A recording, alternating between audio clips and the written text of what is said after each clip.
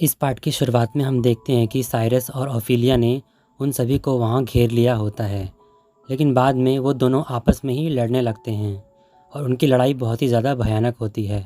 वो दोनों लड़ ही रहे होते हैं कि तभी वहाँ ननाव आ जाती है और अपने बाकी दोस्तों से कहती है कि जब तक ये दोनों लड़ रहे हैं तुम लोग यहाँ से भाग जाओ। ननाव उन दोनों की लड़ाई के बीच में जाकर मरना चाहती थी और ओलिवर ये बात समझ जाता है, इसलिए वो उसे रोकने के लिए जाता है। तभी वहाँ स्कूल प्रेसिडेंट एल्विन आ जाता है और उन लोगों को लड़ने से रोकता है।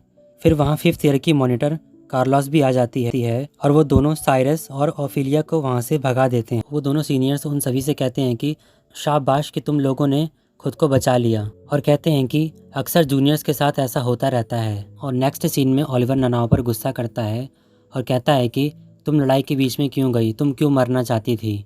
फिर शेला बीच में आकर ओलिवर से कहती है कि मैं तुम्हारे जज्बात समझ सकती हूँ, लेकिन पहले ननाव से पूछते हैं कि उसने ऐसा क्यों किया। ननाव बताती है कि किम्बरली एकेडमी में आने से पहले मैं एक युद्ध लड़ रही थी और उस युद्ध में मैं एक योद्धा से लड़ना चाहती थी, मगर उसे जाने बिना ही मैंने उसे मार दिया और मुझे ऐसा करके बहुत ही ज़्यादा बुरा लगा। वो योद्धा राजा का बेटा होता है।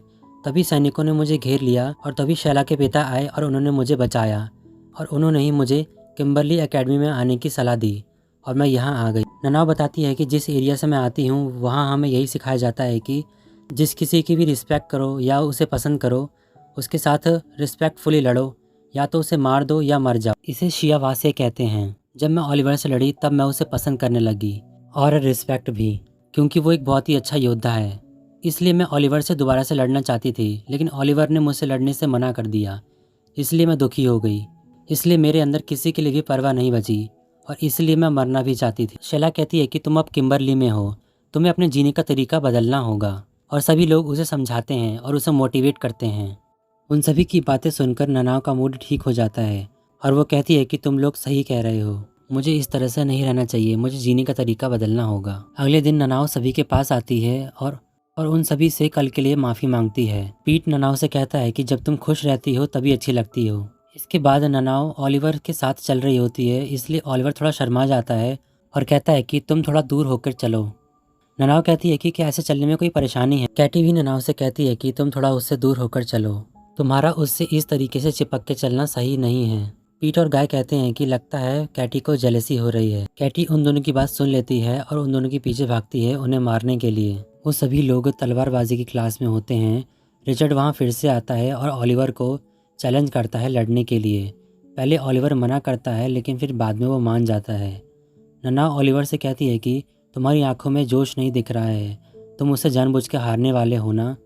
रिचर्ड ये सुनकर शौक में आ जाता है। ननाव ओलिवर से कहती है कि मैं नहीं चाहती कि तुम जानबूझकर हारो, मैं तुम्हें हारता हुआ नहीं देख सकती हूँ जब तक तुम सचमुच हार ना जाओ। और वो कहता है कि क्या तुम मुझे इतना कमज़ोर समझते हो। शैला ओलिवर को बताती है कि रिचर्ड और मैं साथ में ही बड़े हुए हैं, मैं उसे बचपन से जानती हूँ। वो अपनी जगह नहीं खोना चाहता, इसलिए वो हमेशा लड़ने के लिए तैयार रहता है और सबको दिखाने के लिए तैयार रहता है कि वो कितना स्ट्रांग है। ओलिवर शैला से कहता है कि मैं नहीं चाहता कि रिश्ते खराब हो जाएं। अगर वो माने तो मैं उससे माफ़ी मांगने के लिए तैयार हूँ। शैला कहती है कि नहीं, तुम माफ़ी क्यों मांगोगे, तुम्हारी कोई गलती नहीं है। पीट वहाँ आकर उन दोनों से कहता है कि परेड में जो ट्रोल बेकाबू हो गया था उसे और कैटी उसे ही बचाने के लिए गई है। इधर हम देखते हैं कि कैटी एक डेरियस नाम के जादूगर के सामने खड़ी होती है, क्योंकि वो उस ट्रोल को मारने वाला होता है। कैटी कहती है कि प्लीज़ आप इसे मत मारिए। डेरियस उसके नाम से समझ जाता है कि वो ट्रोल्स और जानवरों से बहुत ही ज़्यादा प्यार करती है।